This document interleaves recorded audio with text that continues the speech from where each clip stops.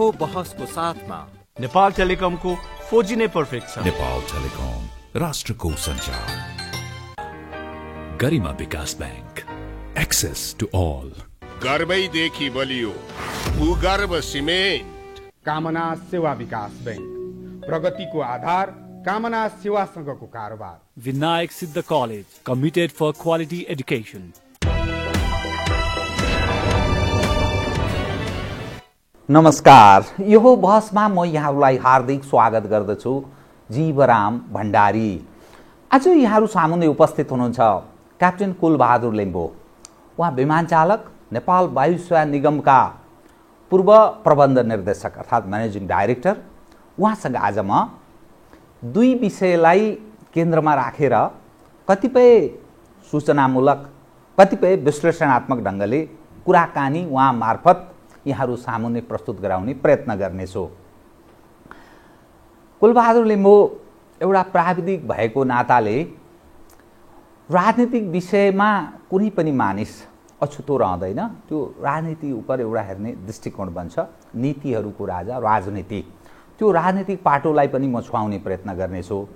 त्योभन्दा प्रारम्भमा पहिले नेपाल वायु सेवा निगम, पहिले भनिने शाही नेपाल वायु सेवा निगम, यसको इतिहास र वर्तमानमा आइपुग्दाको अलि दुर्गतिको अवस्था, राजनीतिक क्रीडास्थल र निरन्तर नेबानीलाई प्रयोग गरेर दोहन गर्ने निरन्तरता, यो अलिकति हाम्रो नेपालको अलि गौरवसँग पनि जोडिएको यो नेपाल वायु सेवा निगम पछिल्लो समयमा अनेकौँ टीका टिप्पणी यस्तो पनि हुने गर्छ। उहाँ अलि खुलेर बोल्न पनि सक्ने पूर्वको लिम्बू भएको हुनाले पनि अलिकति म खुलेर उहाँसँग कुराकानी गराउने प्रयत्न गर्नेछु। सर्वप्रथम म उहाँलाई स्वागत गर्छु। स्वागत छ यहाँलाई है। नमस्कार जीवरामजी अनि योका दर्शकवृन्द। अब म सिधै कहाँबाट प्रवेश गरेँ भने म नेपाल वायु सेवा निगमको, तपाईँले त्यहाँका उकाली ओह्राली दुःख सुख सबै बेहोर्नु भएको छ। तपाईँ झन्डै 4 वर्ष म्यानेजिङ डाइरेक्टर भएर नेपाल वायु सेवा निगमको त्यो जिम्मेवारी निर्वाह गर्नुभयो। पाइलट हुँदै क्याप्टेन, तपाईँले दुनियाँका सम्पूर्ण सुख सुविधा, अरू क्षेत्रका पक्षहरूलाई पनि बुझ्ने अवसर प्रदान गर्नुभयो, स्वदेश विदेश। अब सुरु कहाँबाट गरौँ न? यो नेपाल वायु सेवा निगमको जुन दुर्गति, जुन हविगतको हामी कुरा गर्छौँ, त्यत्रो त्यो आकर्षण स्थल क्रेज, आम मानिसहरू तत्कालीन शाही नेपाल वायु सेवा निगमको जागिर भनेपछि मरिहत्ते गर्थे आम मानिसहरूको, त्यस्तो खालको धारणा थियो। थाई एयरलाइन्ससँगै प्रारम्भ, झन्डै प्रारम्भ भएको शाही नेपाल वायु सेवा निगम आज यो हविगतमा छ। तपाईँ जिम्मेवारीमा फर्स्ट म्यान भएर पनि तपाईँले काम गर्नुभयो। के भएको यो बताउनुहोस् त? मैले यहीँबाट सुरु गरेँ, यससँग जोडिएका केही विषयमा जान्छु, त्यसपछि म ताजा राजनीतिक अवस्था उप एउटा सचेत, एउटा प्राविधिकले समाजको अहिलेको अवस्थालाई कसरी हेर्छ त्यो पनि म उजागर गराउने प्रयत्न गर्छु। कृपया। धन्यवाद जीवरामजी। अब एक लाइनमा भन्नु पर्दाखेरि चाहिँ अब तपाईँले पनि त्यहाँ अघि छोड्नु भयो क्या अरे, अब यो दोहन जति पनि सार्वजनिक संस्थाहरू छन्, पहिला श्री 5 का सरकार, अहिले नेपाल सरकार, पहिला थाहा हुँदैन थियो, अहिले 46 सालपछि आम जनतालाई थाहा हुन्छ। पहिले चाहिँ के अलि गुप्त रूपमा हुन चाहिँ यस्तै हुन्थ्यो कि अलि कम हुन्थ्यो कि अथवा हैन? हुन्थ्यो तर थाहा हुँदैन, गुप्त रूपमा हुन्थ्यो। स्केल अलि कम हुन सक्थ्यो। अब अहिले त मान्छे बढे नि त, बढे। त्यसकारणले अब यो थाहा नभएको विषयवस्तु होइन। किन प्लानरहरूले चाहिँ अब कि प्लानरहरूले पनि तपाईँ हामी जस्तै खुलेर भन्न सक्नु पर्यो, एडभोकेसी गर्नु सक्नु पर्यो। अब सरकारभन्दा पनि सिस्टम, अब डेमोक्रेसीको जुन मूल्य मान्यता छ, कोही अब्राहम लिङ्कनजीले भन्नुभयो जस्तै यो for the people by the people भन्दाखेरि ट्रान्सपेरेन्सी होइन, एकाउन्टेबिलिटी, गुड गभर्नेन्सका कुराहरू आउँछन्। अब अनि accountability towards the general public, किनभने डेमोक्रेसीको बेसै जेनरल पब्लिक हो। जनता हो भनेपछि उनीहरूतिर एकाउन्टेबल हुनु पर्यो। अब हामीमा अलिकति गरिब छन्, अब नबोल्लान्। एकाउन्टेबल कहाँ प्रति बढी देखियो लोयल्टी नेवानीको व्यवस्थापनको र होइन व्यवस्थापनको त प्राय जस्तो त मैले देखेको जो सत्ताधारी छन् जसले नियो समाएको छ उनीहरूप्रति नै त्यसैको वरिपरि घुमिरहने। मैले अब के देख्छु भनेदेखि 30 वर्ष भयो है, 30 वर्ष भयो सिस्टम चेन्ज भयो, व्यक्ति चेन्ज भयो होइन। सिस्टम भन्नाले अब गभर्मेन्ट सिस्टम राजनीतिक परिवर्तन आयो 30 वर्ष अगाडि 46 साल, तर व्यक्तिहरू चेन्ज भए, तर जुन कार्ययोजना हो कार्यदिशा हो त्यो त खास ट्यान्जिबल एकदम भिजिबल चाहिँ मैले त चेन्ज भएको देख्दिनँ। किनभनेदेखि त्यही गुड उपगुड एजेन्ट त्यहीको चाहिँ हालिमुहालीमा चाहिँ घुमिरहेको देख्छु। अनि त्यसले गर्दाखेरि अब प्लानरहरूले गुड उपगुड एजेन्ट यसको अर्थ के? त्यहाँबाट लाभ लिने पक्षहरू धेरै छन्, राजनीतिक पक्ष, मन्त्री, प्रधानमन्त्री। होइन अब त्यो म व्यक्ति विशेषमा जान्न, कसले लिइरहेछ कसले भन्ने कुरा चाहिँ मतलब यो विषयमा एभिएसन भनेको सानो विषय हो वर्ल्ड वाइड है। सानो भन्नाले स्पेसलाइज मान्छेहरू धेरै कम हुन्छन्। अब यहाँ त कस्तो भनेदेखि निषेध गर्ने तपाईँको निषेध के राजनीतिक कारणले या त्यो चाकडी चाप्लुसी हो? होइन राजनीतिक कारणले पनि गर्छन्, तर अर्को मुख्य चाहिँ एकदमै महत्त्वपूर्ण कुरा चाहिँ के भनेदेखि जसले त्यो फर्मेटमा अड्दैन त्यस्तो मान्छे त त्यहाँ अनफिट हुन्छ। चाकडी चाप्लुसी चुक्ली चाकडी चुक्ली र चाप्लुसी सबै अब यो त होइन। हामी त अब कस्तो भनेदेखि जाते जमदार हामी अब यो विषयमा हामी पोख्त हुन सकेनौँ। अब तपाईँहरूबाट अब साथीभाइहरूबाट अलिअलि सिक्न चाहिँ कोसिस गर्दैछु होइन। तपाईँ एज अ एउटा म्यानेजिङ डाइरेक्टर 4 वर्ष तपाईँले चलाउनु भयो कि त्यो 4 वर्षमा तपाईँले बेहोरेको तितो पक्ष र तपाईँले प्रयास गरेको मैले चाहिँ यो गौरवपूर्ण लायक काम मैले यो गरेँ, यो दुई विषय बताउनुहोस् त संक्षिप्तमा। होइन म जुन बेलामा म गएँ त्यस बेला यहाँ दर्शक वृन्दलाई मैले के अनुरोध गर्न चाहन्छु भनेदेखि म नेपालबाट बाहिर 1 वर्षको छुट्टी लिएर गएको थिएँ। म युकेमा कुनै एउटा स्टार्टअप एयरलाइनको chief pilot as a consultant, राम्रै तलब सबै सुविधामा बसिरहेको थिएँ। र यहाँ गिरिजा जी चाहिँ प्रधानमन्त्री अनि पृथ्वी सुब्बा गुरुङ चाहिँ पर्यटन मन्त्री हुनुहुन्थ्यो।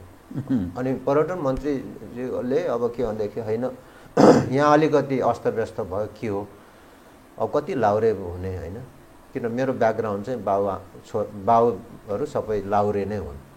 त्यसले गर्दाखेरि अब म चाहिँ यो लाउरेको छोरा म उछिटिएर यतातिर लायो हो। अनि मैले भने अब होइन म त यता अब विदेशमा चाहिँ रम्चाइराखेको मान्छे कहाँ आउने त्यता अब त्यो भन्दाखेरि होइन भन्ने। अनि त्यस पछाडि आएपछि स्पष्ट 2टा कुरा मलाई दिएको थियो, मैले पनि 2टा कुरा त्याग्नु पर्ने थियो। मैले पाइलट जागिरबाट चाहिँ राजीनामा दिनुपर्ने, 27 वर्ष मैले उडान गरिसकेको थिएँ, बोइङको क्याप्टेन थिएँ। अब त्यो चाहिँ एउटा ठुलो स्याक्रिफाइस थियो।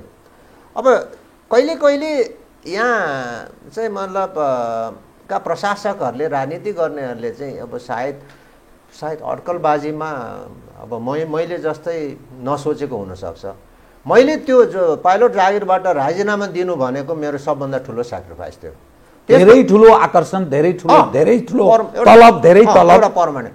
त्यस पछाडि म त एउटा मैदानमा त योद्धाको रूपमा म त फ्री फर अल निस्केको मान्छे, जे हुन्छ त्यही गर। र म जाँदाखेरि एनएससीमा एमडी भएर जाँदाखेरि के अवस्था थियो भनेदेखि बोइङको रिजाइन गर्नु दुईटै जहाज चाहिँ प्राय उड्दैन थियो।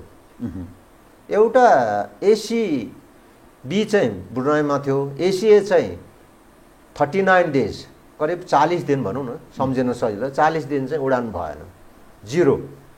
अब डोमेस्टिकमा पनि 7-8 वटा ट्विन ओटर थिए, तर 2टा जति चाहिँ हम्मे गरेर उड्थ्यो। अब त्यसलाई चाहिँ टर्न एराउन्ड गर्ने 6 महिनामा ब्रुनाईको बोइङ चाहिँ बनाएर ल्यायो। त्यसमा लामो कथा छ, अब त्यो अहिले नपस्कौँ एकदम संक्षिप्तमा विषय किनभने इन्जिन चाइनामा थियो, एउटा हङकङमा थियो, जहाज ब्रुनाईमा थियो। अनि त्यो चाहिँ पछि मलाई चाहिँ के भन्यो भनेदेखि होइन त्यो त त्यहाँ उता लगेर त्यतै कौडीमा बेच्ने भन्ने खालको चाहिँ बिचमा त्यो एजेन्टहरू कोहरूले मलाई नाम भनेनन्। अनि तारतम्य त्यो ढङ्गले मिलाउन खोजियो। पहिला ब्राभो डेल्टा चाहिँ जुन ह्याम्बर्गमा गएर बेच्यो नि कौडीको दाममा, यस्तै सी चेक डी चेक गर्नु जाँदाखेरि त्यो अल्फा त्यो कसको पालामा गरे थियो? त्यो त पञ्चायती राज पञ्चायत कालमा। अनि होइन पक्नुहोस् है 87-88 हाम्रो मलाई पञ्चायती राजै थियो कि थिएन मलाई 90 आएको 90 पछाडि हो 90 पछि हो होइन अगाडि हो अगाडि। जब 757 87 88 मा आयो नि 88कै हाराहारीमा जस्तो लाग्छ। यहाँ चाहिँ कस्तो भइरहेछ भने दर्शकलाई यो अर्को कुरा पनि एउटा महत्त्वपूर्ण के छ, किन्ने कुरामा हतारो हुन्छ, बेच्ने कुरामा वास्ता गरिँदैन। किनभने जहाज भन्ने कुरा मेसिनरी हो, जहाज भन्ने कुरा एक्सपिरियन्स क्याप्टेनहरू पाइलटहरू भनेको पेरिसेबल आइटम हो। इभन इन्धन जुन हामी कन्भर्टेबल डलरमा किन्छौँ यिनीहरू पेरिसेबल आइटम हो। त्यो त्यस्ता चिजहरू चाहिँ मतलब यदि सट्टापट्टा केही किनबेच गर्नु छ भने पनि टाइमली हुनुपर्छ। उडिरहेको अवस्थामा हो भने त्यसले मूल्य पाउँछ। उदाहरणको लागि अल्फा र अल्फा चार्ली ब्राभो त्यहाँ त्रिभुवन अन्तर्राष्ट्रिय यहाँ एयरपोर्टमा अहिले घाम तापेर बसेको छ। अब त्यो बेच्न सक्यो सकेन। तपाईँको 107 भनेपछि करिब 53 मिलियन डलरमा किनेको जहाज चाहिँ 12 करोडमा बेचे। मिलियन डलरमा किनेको जहाज 12 करोडमा बेचे। त्यो पनि त्यसमा पनि केही समस्या आएछ, किनभने डिरजिस्ट्रेसन हुन सकेन अथवा तपाईको ओनरशिप चेन्ज गर्न सकिएन। त्यो नभएपछि त्यो चाहिँ पार्किङको तपाईँको पार्किङ एयरपोर्टमा त पार्किङको चार्ज लाग्छ। अब त्यो चाहिँ त्यसमा इस्यु बन्यो। अब यो तपाईँको यो एनएससीको कुरा 30 वर्षको कुरा मेरो अहिले 42 वर्ष भयो है। 3 पल्ट त्यहाँबाट मैले तेस्रो एन्ट्री जागिर खाएँ। पहिलोपल्ट पाइलट, त्यो पनि सङ्घर्षशील तरिकाले। अब म क्यानाडामा नपढेको भएदेखि लिम्बूको छोरो त्यो पञ्चायती राजमा त्यहाँ पाइलट सम्भव थिएन, किनभने म स्कलरसिपमा पढे हो। यो राज्यले यो लिम्बूको छोरोमा ठुलो लगानी गरे हो। स्कलरसिपमा क्यानाडामा पढ्न जानु तपाईको 33-34 मिलियन के अरे 33-34 हजार डलर त्यस बेलै लागेको थियो 1978-79 पञ्चायत कालकै हो।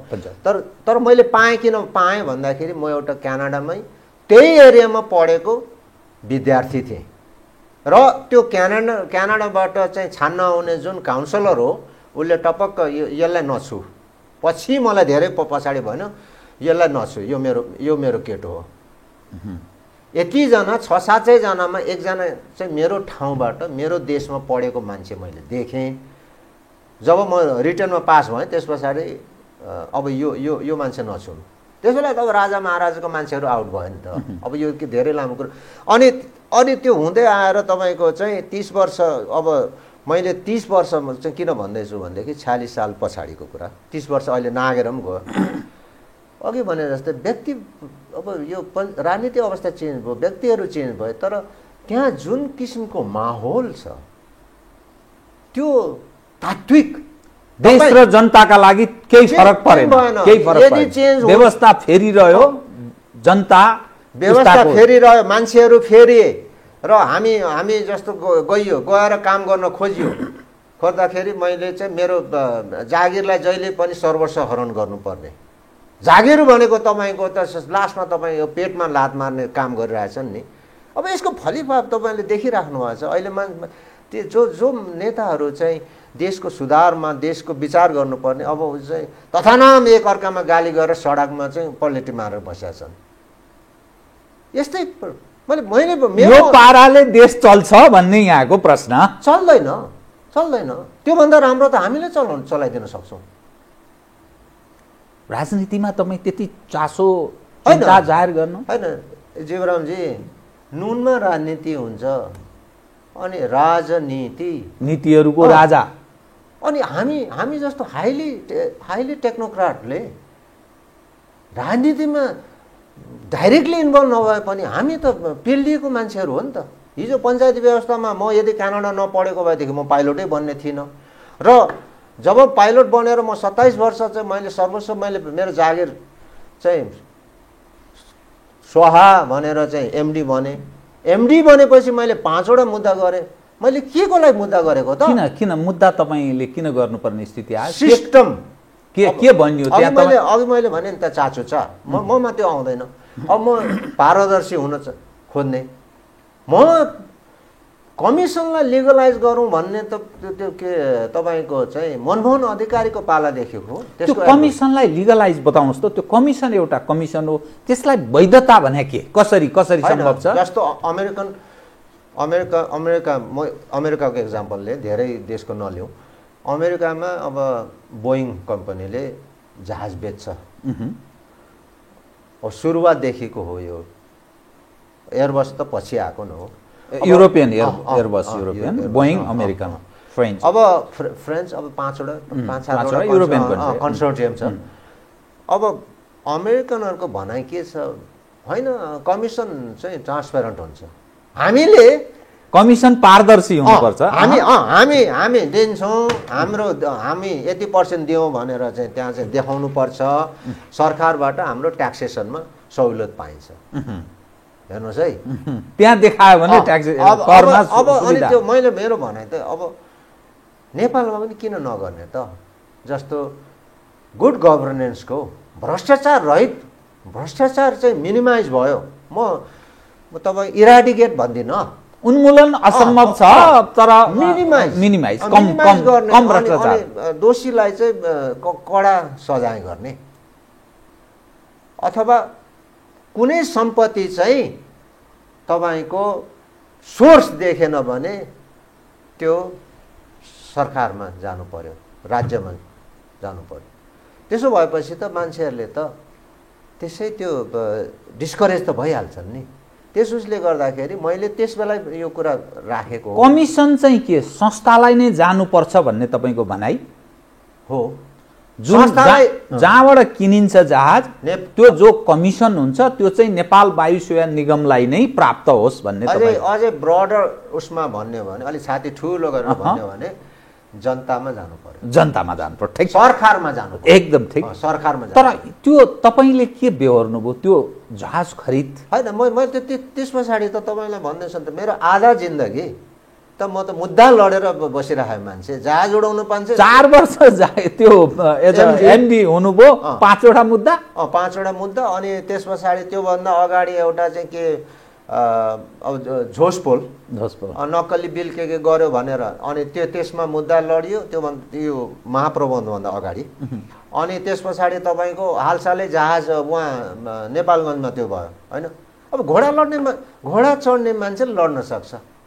एउटा यो दर्शक बिन्दुमा पनि मैले के कृपया यहाँ पस्कन चाहन्छु भनेदेखि, मेसिनरी कुरा हो, उड्ने चिज हो। जहाजमा आकाशमा उड्ने, हावामा उड्ने जहाज। मेसिनरीको कुरा पनि कमी कमजोरी हुन सक्छ।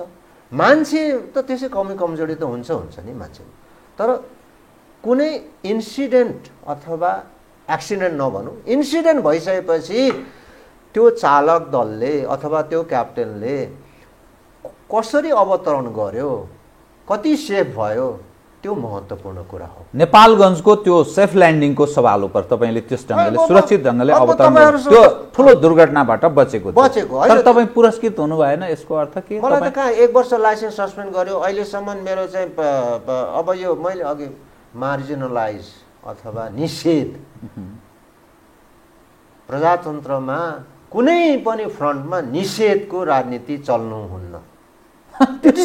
तर त्यो छ, ठिक भन्नु, गरिनु हुँदैन। यो त व्यापक छ, तपाईँको व्यापक। अनि असन्तुष्ट तपाईँ देख्नुहुन्छ यो त अहिले यो के अरे विरोध कि अथवा आम सभा भनौँ न अझै राम्रो जनमानसमा राम्रो सुन्नको लागि आम सभा तपाईँ यो आम सभामा चाहिँ मान्छे कतिजना मान्छे त्यहाँ इन्टरभ्यू तपाईँले चाहिँ सुन्दाखेरि मलाई त लाजै लाग्छ।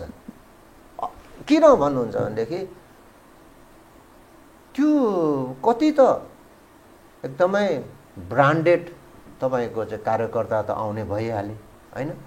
दोस्रो कुरा चाहिँ तपाईँको खेती किसानी गर्ने अस्ति बिचरा बबु र एकजना पाएको मान्छे थिए नेपाली पनि नजान्ने मैथिली भाषामा अब त्यस्तो अरे मतलब भेडा बाख्रा सरह मानिसलाई यसरी मिसयुज भइरहेको छ, दुरुपयोग भएको छ राजनीतिका नाममा। यति सुन्दर यति विशाल देशको अवस्था हेर्नुहोस् त कसैभरि कन्त बिजोग। म तपाईँसँग नि म अलिकति जो प्लेन जुन ग्राउन्डेड भइरहेको र यो कमिसनको विषयको जो यहाँले कुरा गर्नुभयो त्यो प्लेन ग्राउन्डेड छ अनि विभिन्न ढङ्गले खरिद पनि हुन्छ बिक्री पनि हुन्छ अनि त्यहाँ कसले त्यो लाभ लिन्छ यी सबै चिजको अलिक खुलासा गरिदिनु कृपया, जसका कारण एनएसी यो अभिगतमा छ र तपाईँले अरू लड्नु परेको मुद्दा के प्रयोजनका लागि लड्नु पर्यो, के तपाईँसँग मागिन्थ्यो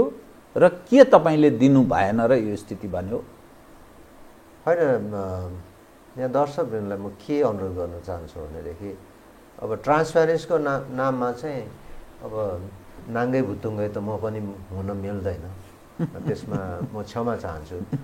किनभने यो लेभलमा आइसकेपछि कति कुराहरू सिम्बोलिक होइन, मेरो धर्म हो मैले सोध्ने, विषय उठेपछि मैले सोध्ने, तपाईँले आफ्नो लिमिटेसन भित्र रहेर सुसूचित गराउने त्यो दर्शकको पनि त्यो एउटा स्वाभाविक अथोरिटी अधिकार हो। होइन म गराउँछु तर नामै तोक्न कति कुरामा मिल्दैन। ठिक छ। एउटा बास्केटमा रहँदाखेरि एभिएसनमा चाहिँ के हुन्छ भने तपाईँको एयरफ्रेमको यति कमिसन आउँछ। अब म त अब 42 वर्ष भयो, 1980देखि जहाज यो विधामा लागेको, प्रत्यक्ष अप्रत्यक्षको कुरा छोडिदेऊ। त्यस पछाडि इन्जिनको यति सबै चिजको चाहिँ एउटा निर्क्योल गरे हुन्छ प्राय। अनि अब मिस्टर ए मिस्टर बी अथवा एजेन्ट सी एजेन्ट ए XYZ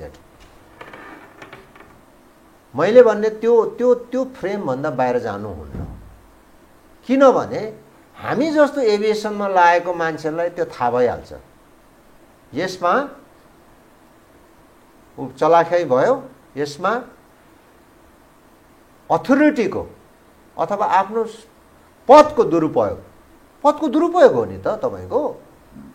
जब उदाहरणको लागि एयरफ्रेममा 1% पाउँछ भने सबभन्दा बढी खर्च हुने एयरफ्रेम फ्युजलाज भनिन्छ होइन, त्यो तपाईँको करिब मोर देन तपाईँको एराउन्ड 2/3 त्यसमा अथवा 45-50% एयरफ्रेममा जान्छ, इन्जिनमा करिब 30% जति होइन, अनि एभियोनिक्स अरू त्यहाँभित्रका यन्त्रहरूमा।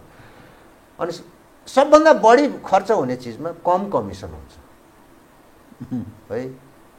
त्यसो त तपाईँको टेलिकमको चिप्सहरूमा पनि प्रत्येक यो तपाईँ हामीले मोबाइलको चिप्स किन्छौँ नि नम्बरहरू, त्यसमा पनि कमिसन हुन्छ, तर पर्सेन्टेज त्यसमा बढी हुनसक्छ। किनभने एउटा 100 रुपियाँ पर्छ, 100 रुपियाँमा त्यसमा 15 रुपियाँ पाउला कमिसन, 20 रुपियाँ पाउला। तर जहाजमा त्यस्तो होइन, तपाईँको बिलियन्स अफ डलर पर्नेमा 1% भनेको पनि ठुलो रकम हो। अनि त्यही कुरामा बढाउने कुरामा मैले चाहिँ कहिले पनि मान्नु भएन। किनभनेदेखि त्यो मेरो मोरालिटी भन्दा बाहिरको कुरा हो। जति पाउने हो त्यति दिन्छ, त्यो दिएको मलाई खास आवश्यक छैन। किनभने म त अब खानु भएन तपाईँले, अब खाएको भएदेखि तपाईँ अहिले खाएको जस्तो छैन, गाला त चाउरी परेको छैन, त्यस कारणले भने त्यो अब मेरो अब योग आदि इत्यादिले त्यस कारणले त्यो कमिसन चाहिँ जान्थ्यो कहाँ? मैले व्यक्तिको नाम चयन गरिदिनुहोस् भनिदिनुहोस् भन्न खोजेको होइन, त्यो कहाँ जान्छ? त्यो एनएससी का जति पनि खरिद बिक्री त्यसमा एउटा नेक्ससै छ नि त। अब त्यो अब उदाहरण होइन, फर्स्ट ब्यान्डबाट सुरु हुँदै त्यो अब होइन को कतिमा म त्यस्तो अब म त्यसमा यो के अरे नजाने गाउँको बाटै नसोध्ने, किनभने मैले हुन्न भनेपछि मलाई हटाउने प्रपञ्चमा सुरु भयो र अहिलेसम्म त्यो कसको पालामा भएको? त्यो मूलतः तपाईँमाथि घात कसको नेतृत्वमा सरकार भएको बेलामा? अब प्रधानमन्त्री भन्नै पर्ने हुन्छ, प्रधानमन्त्री अब प्रचण्डजी। अब मैले सुने अनुसार उहाँले अब सफ्ट कर्नर राख्नु भएको थियो अरे, तर अब त्यो राम्रो विचार चाहिँ त्यो तपाईँको प्राग्मेटिक र त्यो चाहिँ प्र्याक्टिसमा लागू हुनुपर्छ। अनि मन्त्री चाहिँ हिसेला यामीजी हुनुहुन्थ्यो त्यही बेलाबाट तपाईँको? होइन, त्यस बेलाबाट सुरु भयो। अब तपाईँको देखिराख्नु भएको छ नि त, हामीले टोटल एउटा सानो एयरलाइनले टोटल एयरक्राफ्ट चेन्ज ओभर गऱ्यौँ है, बोइङबाट एयरबसमा गयौँ। अब त्यो जानुहुन्न भन्ने मेरो मान्यता होइन, तर के छ भने आफ्नो लिमिटेसन। नम्बर 1 आफ्नो लिमिटेसन के हो? बोइङबाट एयरबस चाहिँ किन हाम्रो लागि भाइबल छैन? हाम्रो सन्दर्भमा भाइबल छ छैन भन्ने कुरा त अब बिस्तारै थाहा हुन्छ है। अब 7 वर्ष भयो, अहिले सुन्छु अहिलेसम्म एमआरओ के अरे मेन्टेनेन्स रिजर्भको यो निर्कुल गर्न सकेका छैन 7 वर्ष। अब यो किनभनेदेखि त्यो विधामा पोख्त मान्छेहरू, सायद एयरलाइन अपरेसन भनेको हाइली टेक्निकल हो है, हाइली टेक्निकल। तपाईँको एडमिनिस्ट्रेसन भन्ने कुरा त तपाईँको म्यानेजर, डिप्युटी डाइरेक्टर, डाइरेक्टरले पनि गरिदिन सक्छ, डेपुटी अन्ततः होइन। त्यसमा म यसमा अलिकति बिट मार्नु कृपया। त्यसले गर्दाखेरि सानो एयरलाइनले मेसिनरी चेन्ज गर्दाखेरि तपाईँको ठुलो मूल्य चुकाउनु पर्ने हुन्छ। जस्तै क्रुहरूको तपाईँले 7 जना क्याप्टेन यहाँबाट सट्टै निकाल्नु भयो, 7 जनाको भेकेन्सी भयो, यसलाई ल्याडर इफेक्ट भन्छ। ल्याडर 7 जना इन्जिनियर यहाँबाट झिक्नुभयो, 7 जना एवं रीतले तपाईँको को पाइलटको पनि कुरा आउँछ। अब अरू कुरा त त्यस्तै हो। क्याप्टेन, एक्सपिरियन्स क्याप्टेन, यहाँ त कस्तो हुन्छ भनेदेखि एक्सपिरियन्स क्याप्टेनहरूलाई तपाईँको चाहिँ बुढो भयो, अब के अरे काम गर्न सक्दैन रे, हात काम छ कि के आदि इत्यादि अनेक किसिमका चाहिँ कपोकल्पित कुराहरू। तपाईँको 65 भनेपछि मेरो 65 सम्म लाइसेन्स छ भनेदेखि मेरो त्यसलाई निर्क्युल गर्ने त्यसको चाहिँ कसी के हो भन्दाखेरि मेरो medical, if I am fit, स्वस्थ छ भने उसलाई चलाउन दिनुपर्छ हो। अनि होइन तपाईँ हामी कहाँ के लिमिटेसन के राखेको छ? 65 बुढोको उमेर कति राखेको छ र? त्यो मनगणना अनुहार हेरेर। अनि तपाईँको चाहिँ अनि यस्तो तपाईँको एक्सपिरियन्सबाट त मान्छेले तपाईँले सबै कुरा पाउनुहुन्छ। एक्सपिरियन्स कसरी बटुल्नुहुन्छ? एक्सपिरियन्स त यो एउटा खोलिदिइहाल्नुहोस्। अनि म अन्ततोगत त्यो कमिसन त्यो नेक्ससले खाएरै छोड्यो, खान्छ नै, खाइराखेको छ। अनि यो विभिन्न अङ्ग प्रत्यङ्ग भन्छ नि राज्यका, फेरि बडा शक्तिशाली, कोही के यार अख्तियार, कोही के भन्छ, यी चाहिँ के मुखदर्शक, यी चाहिँ देखाउने बुख्याचा भन्छ नेवारी भाषामा। खै अब दुःखको साथ भन्नु पर्दाखेरि त्यो बाहेक अरू के चाहिँ भएको छ र त? मैले सुन्छु 1000 रुपियाँ कसले खायो रे भनेर उसलाई पक्रो रे, 1500 को चाहिँ पक्राउ गर्छ, अरबौँको चाहिँ घोटाला भयो रे भन्ने कुराहरू त खै छानिनु भएको? एकाउन्टेबिलिटी खै? ठुलो माछामा आँट हिम्मत गर्दो रहेछ, किनभने उनीहरूको नियुक्ति प्रक्रिया सबैका। अहिले जनता जति जनताहरू चाहिँ यो आम सभामा अलिअलि जो गइरहेछन्, आम होइन सुन्नुहोस्, आम त गएकै छैनन् कार्यकर्ता बाहेक, र बिचरा थानै नहुनेहरू। आम सभा नभनौँ त्यसलाई, अब के आम छैन, सभा तपाईँको भन्ने सभा भनौँ, यो सभामा अनि कार्यकर्ता सभा या प्राय बोकाएर ल्याइएका सभा, बोका सभा। मेन जड के हो भन्दाखेरि भ्रष्टाचारको कुरा आइरहेछ नि त। सबभन्दा तड्कालो रूपमा चाहिँ के देखिएको छ भने भ्रष्टाचार इन्स्टिट्युसनलाइज भयो, संस्थागत भयो। अनि हामी एडभोकेसी गर्ने चाहिँ मान्छेहरू जहिले पनि तपाईँको चाहिँ सरकार विरोधी, राज्य विरोधी त्यो त होइन नि त। मैले अहिले पनि त मैले त भन्नै पर्ने नाम किन मेरो नियुक्ति दिने मन्त्री, मलाई निकाल्ने मन्त्रीको त के यो प्रजातन्त्र मैले भन्न पाइन्छ नि त्यो निश्चय नै, निश्चय त्यो त त्यो के खुलेर बताउनु होला यहाँले। अनि तर के छ भनेदेखि मैले त्यस बेला मलाई निकाल्ने बेला पनि मैले भनेको थिएँ तपाईँहरूको काम चाहिँ लिम्बूको छोरालाई इधर उधर गर्नुभन्दा संविधान लेखनतिर तपाईँहरूको चाहिँ दिव्य दृष्टि त्यतातिर लगाउनुहोस्। ल हेर्नुहोस् त अहिले राजनीति कुन चाहिँ राजनीतिक पार्टीको चाहिँ अवस्था राम्रो छ? स्खलन एकपछि अर्को ओह्रालो लाग्ने क्रम, उहाँले राम्रो विकर्षण। उहाँले राम्रो काम गरेको भएदेखि यो स्थिति आउँथ्यो त। अहिले भन्ने भने त विकल्पै छैन खासमा। त्यसै छ भनेर हुन्छ। अनि तपाईँको चाहिँ के छ भनेदेखि अब जहाज उडाउनेले त उल्टो जहाज उडाउने तपाईँको चाहिँ त्यो स्टन्ट फ्लाइङ गर्ने फाइटर जेट जस्तो यसरी गरेर यस्तो तल र माथि उल्टो र पाल्टो समरसल्ट गर्ने त होइन नि त, कमर्सियल फ्लाइङ हो। अनि कमर्सियल फ्लाइङमा तपाईँको चाहिँ मेरो स्वतन्त्रतामाथि हनन गर्ने कामहरू भइरहेछ। किनभनेदेखि तपाईँ के अरे बुढो भयो, तपाईँ भेकेन्सी छ अनि अलमल गराउने। हामी जस्तो हाइली टेक्नोक्राट मान्छेहरूबाट त इन्सिडेन्ट एक्सिडेन्टको कुराहरू पनि सिक्नुपर्छ। नट ओन्ली जहाज सम्बन्धी होइन। मैले किन यो राज्य संयन्त्रका मानिसहरू किन त्यसो गर्छन्? त्यो के कमिसन दिनुपर्ने हुन्छ कि मलाई प्राप्त भएको तलब चाहिँ तपाईँलाई मै के दिनु, कमिटमेन्ट गर्नुपर्ने भन्छ के? यो सिस्टमको लागि त आनो भयो नि त। म एडभोकेसी क्रुसेडर। तपाईँको चाहिँ डेमोक्रेसीको चाहिँ तपाईँको सुन्दर चिज भनेको भ्रष्टाचार रहित, भ्रष्टाचार चाहिँ मिनिमाइज हुनु पर्यो। त्यहीबाट गुड गभर्नेन्स आउँछ। एनएसी को चाहिँ अहिलेको अवस्था कस्तो छ?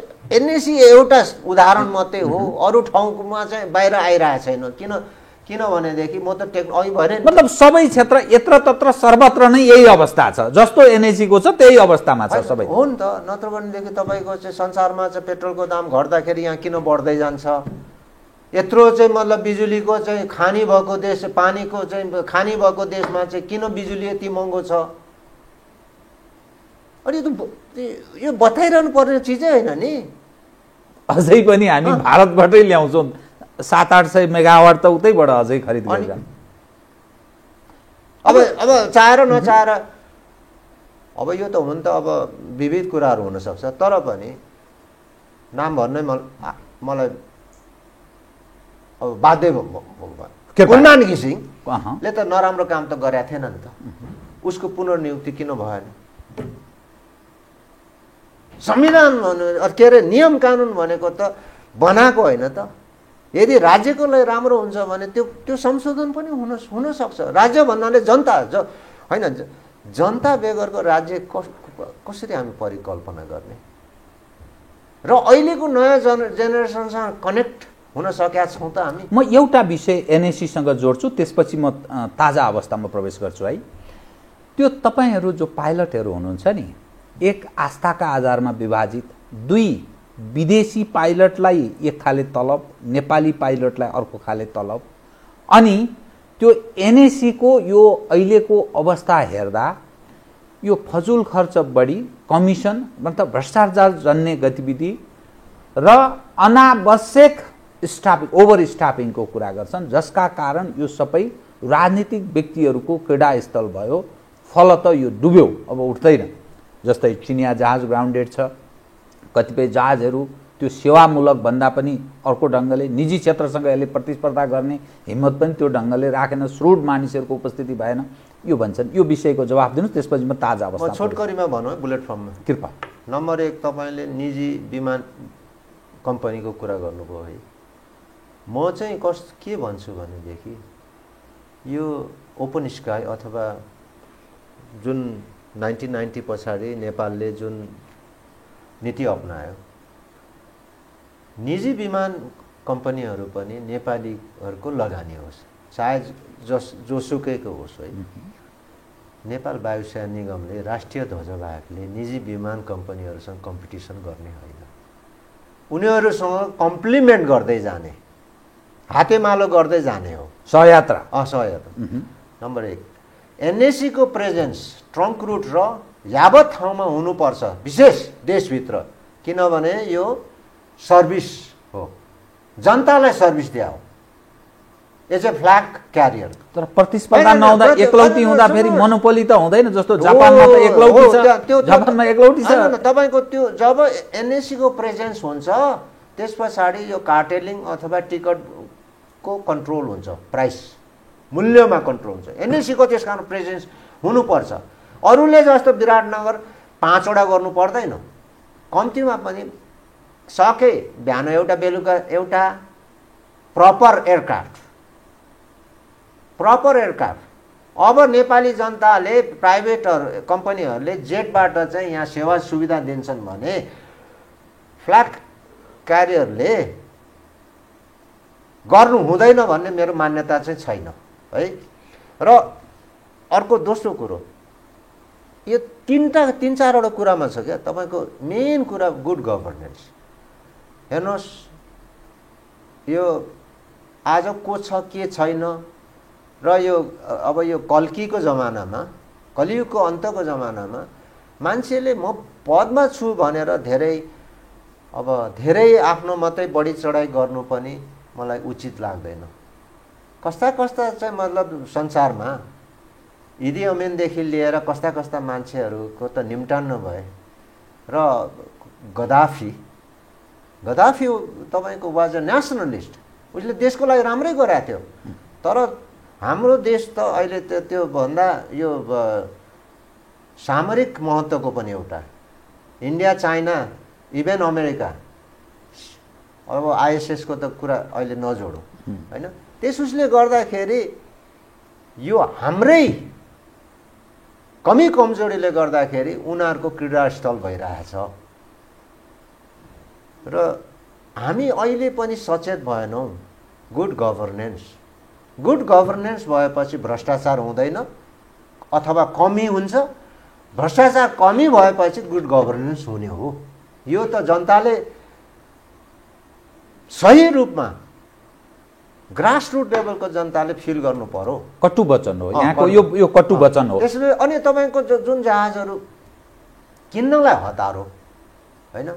अब किन्न हतारो चाहिँ के कमिसनकै लागि? अब त्यही त हो नि तपाईको। अनि त्यो बेच्नु पर्ने फेरि त्यो किन ढिलो डिले किन गरे, त्यो बेचे तुरुन्त चल्दा बार्गेनिङ गर्दा कमिसन आउँदैन नि त, कम आउँछ, बर्बाद। अब सबै हिसाबले स्वाद नै बनाउने राज्य ब्रह्मलुट। अनि सेकेन्ड ह्यान्ड चिजमा त तपाईको कमिसन त कमै आउँछ नि त। पहिलो किन प्राइसै कम हुने भयो। 100 एउटा अब 330 को 107 मिलियन, अरू देशहरूले 85-90 मिलियनमा किन्दाखेरि हामी 107-108 मिलियनमा किन्ने। अनि $1 1 पाउन्डको कम्पनीसँग हामी व्यापार गर्ने। 108 मिलियनको चाहिँ जहाज 108 × 2 किन्दाखेरि 1 पाउन्डको कम्पनी आज छ भोलि छैनसँग चाहिँ हामी व्यापार गर्छौँ, लेनदेन गर्छौँ। अब यो भन्दा तपाईको आज छ भोलि छैन भनेको छैन। अब यो भन्दा छर्लङ्गको कति के हैन, कतिवटा ग्राउन्डेड छ अहिले चाइनिज 5 वटा हैन। त्यो पनि आयो, अब G2G मा आयो, अब नाफा भएन।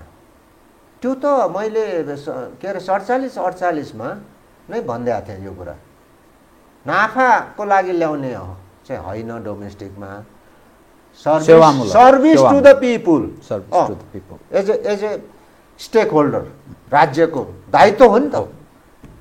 अनि अघि मैले भने प्राइसको कार्टेलिङलाई चेक एन्ड ब्यालेन्स। तर हामीले प्राइभेटसँग यो बारम्बार कम्पिट गर्ने होइन, कम्प्लिमेन्ट गरेर जाने हो।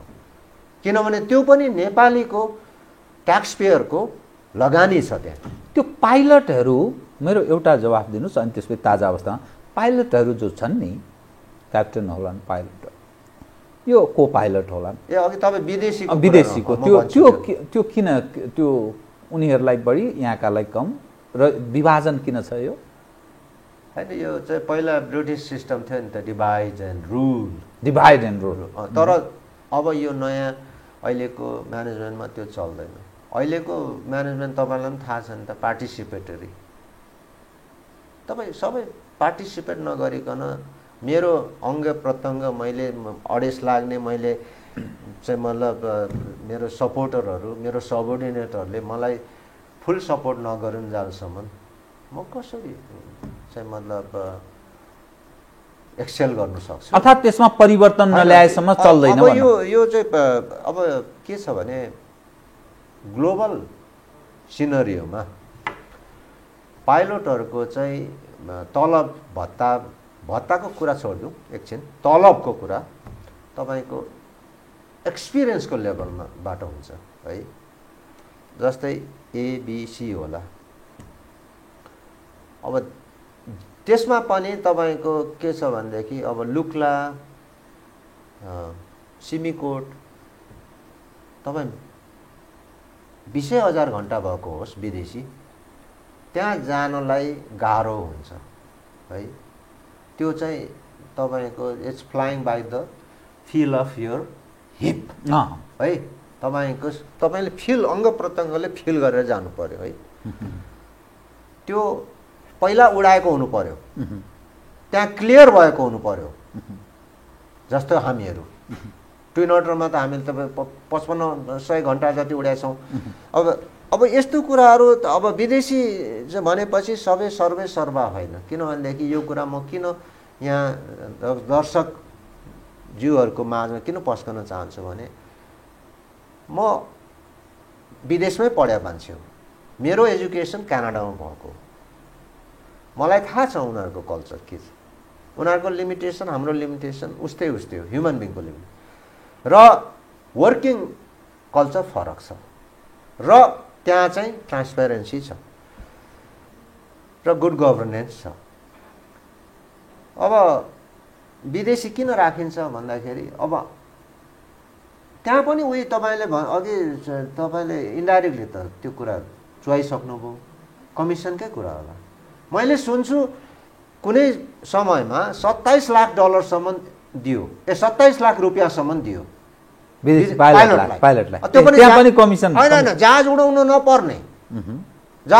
नपर्ने एडभाइस मात्रै गर्ने मैले अनि एकपल्ट के भनिदिएँ भने म जहाज पनि उडाइदिन्छु एडभाइस पनि गरिदिन्छु र म्यानेजमेन्ट पनि हेर्नु पर्यो भने हेरिदिन्छु ल मलाई चाहिँ 27 होइन मलाई चाहिँ 22 दिए पुग्छ भन्दै मैले महिनाको 22 लाख तर तयार भएन अनि त्यस पछाडि अहिले पनि होइन म मेरो एक्सपिरियन्स लेभलले त के भन्छ भने म एयरबस होस् बोइङ होस् आवश्यक परे उडाइदिन सक्छु त्यति मतलब कन्फिडेन्स र अब त्यो ट्रेनिङको दौडानमा देखिन्छ नि त आफूले भन्ने होइन त्यो त आफ्नो ट्रेनिङको ग्राफमा देखाउँछ त्यो ग्राफले त ढाँड्दैन नि त अनि किन बढी दिने किन कम दिने भएछ एउटा कुरा चाहिँ अब त्यहाँ कहीँ चलखेल भएको हुनुपर्छ नत्र भने विदेशी होस् हाम्रो एक्सपिरियन्स लेभलको क्याप्टेन अब हामी त धेरै एक्सपिरियन्स भइसक्यौँ नि त 42 वर्ष उडाउनु भनेको त कति किलोमिटर उडाउनु भयो होइन अब म त म्यानेजमेन्ट 10 वर्ष हेरेको हुनाले त्यसले मलाई बाँध्यो तर पनि 13,000 14,000 घन्टा भनेको त लामै हो नि त अनि जेटमा 8,500 घन्टा र यो फिरफिरे भन्छ हामी टर्बो पङ्खेवाला जहाजमा करिब तपाईँको चाहिँ त्यो बाँकी चाहिँ मेरो टर्बो प्रपमा छ अब विभिन्न एब्रोदेखि त्यो घन्टाको हिसाबले यति किलोमिटर भनेर कस्तै त्यस्तो घन्टा भनेको 14,000 घन्टा भनेको पनि त लामो दूरी त्यस कारणले उनीहरूलाई चाहिँ के भने विषयवस्तु एउटा सायद बार्गेनिङ अब कहाँ पाइलट पाउँछ होइन तपाईँको चाहिँ कसरी त्यो सोर्सिङ आउटसोर्सिङ गर्ने र त्यसलाई चाहिँ कुन बास्केटमा राख्ने त्यो एउटा सिस्टम थाहा भए पनि अर्ध अलिकति होइन लिटल नलेज इज डेन्जरस भन्छ नि त्यो पनि भएको हुनसक्छ र त्योभन्दा एट्र्याक्टिभ चाहिँ अब उसलाई फर एक्जाम्पल त्यो हुनैपर्छ भन्ने छैन 27 लाखमा चाहिँ तपाईँको चाहिँ त्यसलाई 15 लाख दिएर चाहिँ अर्को 12 चाहिँ यताउता अग्रम बग्रम भयो भने दोब्र्याइसक्यो त्यो त सजिलो हो नि त होइन त्यसै कारणले यो सबै हुने गर्छ। अब लिम्बूले त दिँदैन त लिम्बूलाई चाहिँ किन दिन मन नलाग्ने चाहिँ किन? सबै चलन चल्ती त्यही चलाइरहेछ भने तपाईँमा कुन चाहिँ त्यस्तो ग्रन्थीले काम गर्यो जसका कारण यो दिनुहुन्न? होइन दिने भन्ने कुरा तपाईँको चाहिँ अनोरेरियम चाहिँ तपाईँको बाहिरतिर पनि एजेन्सीहरूले 1 महिनाको तलब चाहिँ एज तपाईँलाई सलामी अथवा टोकन दिन्छ होइन। तर प्रत्येक मन तपाईँको हार्ड अर्न मनी म चाहिँ 80-90 घन्टा चाहिँ जहाजमा चाहिँ चढ्ने चलाउने उडाउने अनि प्रत्येक महिना म उसलाई कमिसन दिनुपर्ने आधा पैसा त्यो सिस्टम एकदम ठिक। तपाईँले मैले यति मात्रै छोड्न चाहेको तपाईँको अहिले दुईटा कुरा छ। अहिले डेन्जर चाहिँ के छ भने पाइलटहरू एबन्डेन्स देखिन्छ है, किनभने यो कोरोनाको कारणले। तर मैले अर्को कुरा के छोड्न चाहन्छु भनेदेखि अर्को 2 वर्षमा चाहिँ फेरि सर्टेज हुन्छ एक्सपिरियन्स पाइलटको। तर हाम्रो लेभलको क्याप्टेनहरूलाई माग आउने छ त्यो, त्यसको भए त भयङ्कर 8 देखि 8 हाम्रो लेभलको क्याप्टेनहरूलाई विदेशी होस् स्वदेशी होस् 8 देखि 12 लाख हो दिने पर मन्थ त्यो नेट। अब गभर्मेन्टले अब 200% ट्याक्स राख्छ, त्यो कम्पनीको दायित्व हुनुपर्छ। त्यसकारणले यो चाहिँ सिस्टमाटाइज गर्न नसक्छ। म यहाँसँग कार्यक्रमको ठिक अन्त्यमा आएँ कि एउटा मात्रै विषय, तपाईले गुड गभर्नेन्सको कुरा गर्नुभयो। जुन सिस्टममा हामी प्रवेश गरेका छौँ, जुन खालको हामी एकदम छोटकरीमा, मसँग समय भएन त्यसकारण म माफी चाहन्छु, जुन खालको सिस्टममा हामी छौँ, जुन खालको राजनीतिक चरित्र नेतृत्व पङ्क्ति नेपाली समाजमा हावी छ र जसरी त्यो क्याडर्सहरूको चाहिँ भयानक ठुलो डेभलप गरिरहेछन्, कार्यकर्ता मात्रै बनाउने, नेपाली मानिसलाई अधिकांशलाई कार्यकर्ता बनाउने जुन अवस्थामा नेपाल प्रवेश गरेको छ नि, यो दृश्य देख्दा तपाईँ के सम्भावना देख्नुहुन्छ नेपालको राजनीति र भावी र वर्तमानले दिएको सन्देश बताउनु त? एउटा टेक्नोक्राट, एउटा प्राविधिक कसरी हेर्छ भन्ने मात्रै मेरो जिज्ञासा। अहिलेको यथास्थितिमा सम्भव छैन। कि सम्भव छैन भनेको तपाईको अब यही होइन, जुन एउटा गुट अर्को गुट उनीहरूले त मौका नपाएको त होइन नि त, परीक्षण भयो। अनि त्यो जनताको चाहिँ अदालतबाट त उनीहरू त चुके नि त, नत्र भने किन यत्रो वितृष्णा हुन्थ्यो त? किनभने संसारमा बेस्ट फर्म अफ गभर्नेन्स त डेमोक्रेसी नै हो। यसरी चल्दैन, डेमोक्रेसीको विकल्प छैन तर यो रूपमा चल्दैन भन्न खोज्नुभयो। डेमोक्रेसीको अझै उत्कृष्ट, त्यसमा अझै रिफर्म भएर फेडरलिजम हो। फेडरलिजम भनेको स्वायत्त, कमाऊ तिमीहरू आफै गरी खाऊ। तर यो होइन, विकल्प छ, तर अब तपाईँको समय कति छ? मसँग समय भएन। तर अहिलेको जुन सिस्टम छ त्यो त फेलियर त देखिसक्यो नि। नत्र भने किन तपाईँको 2 वर्ष 2.5 वर्ष अथवा 3 वर्षमा अब हेर्नुहोस् त छत्ताछुल्लो भएको छ त, अनि मैले बताइरहनु पर्छ र अनि तर अब नेक्स्ट एउटा चाहिँ अन्तिम चाहिँ कुरा चाहिँ के हो भनेदेखि अब कति कुराहरू अदालतमा भएको कुराहरू म बोल्न चाहन्न, बोल्न पनि हुन्न। ठिक, एउटा जिम्मेवारी मान्छेले बोल्न हुन्न। र दोस्रो कुरा चाहिँ के छ भनेदेखि परीक्षण चाहिँ जनताबाटै हो, जनताको अदालतले नै गर्ने हो। तर जुन हाम्रो चाहिँ यो भोटिङ सिस्टम छ, विदेशमा गएका चाहे 40 लाख होस्, चाहे 50 लाख होस्, 60, 70, 80 लाख होस्, त्यो यस्तो अवस्थाले त्यो बढ्दै जान्छ त्यो नम्बर। र उनीहरूले पनि आफ्नो मत चाहिँ कास्ट गर्ने, भोट दिने व्यवस्था, भोटिङ राइटको, विदेशमा बस्ने नेपालीहरूलाई भोटिङ राइटको कुरा।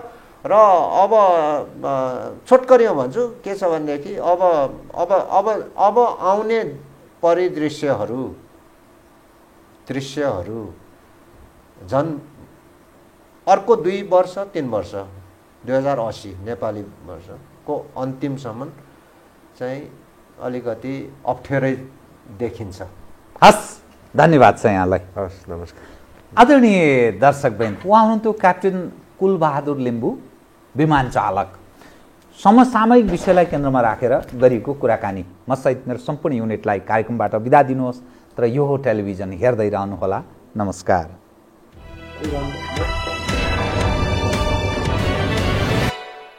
यो हो बहसको साथमा नेपाल टेलिकमको 4G नै पर्फेक्ट छ। Nepal Telecom, राष्ट्रको सञ्चार। गरिमा विकास ब्याङ्क, एक्सेस टु अल। गर्वैदेखि बलियो भूगर्भ सिमेन्ट। कामना सेवा विकास बैंक, प्रगतिको आधार कामना सेवासँगको कारोबार। Vinayak Siddha College, committed for quality education.